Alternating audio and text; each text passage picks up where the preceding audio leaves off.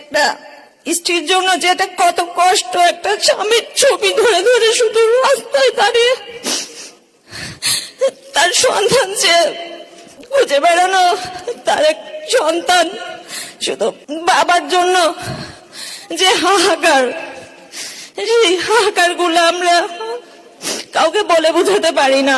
আমার স্বামীকে 2013 সালের 28শে নভেম্বর ঢাকা কেন্দ্রীয় কারাগারের সামনে থেকে গুম করা হয়, যেখানে খুব বড় করে লেখা ছিল, রাখিব নিরাপদ, দেখাবো আলোর পথ। সেই আলো আমাদের জীবনে আর আসেনি, সেই আলো আমাদের জীবনে অন্ধকার হয়ে আসছে আমার সন্তানের জন্য।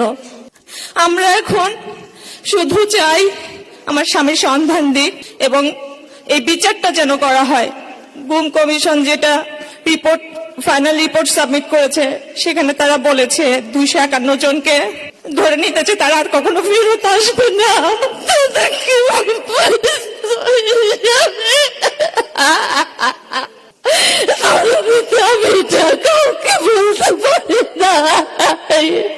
আমার শাশুড়ি সামনে বসে আছে, সে 2 দিন আগেও দোয়া করছে আমার ছেলেটা যেন ফিরে আসে। আমি তাকে বলতে পারি না যে গুম কমিশনকে রিপোর্টটা দিছে, আমি বলতে পারি না যে তার ছেলে আর কখনো ফিরে আসবে না তার কাছে।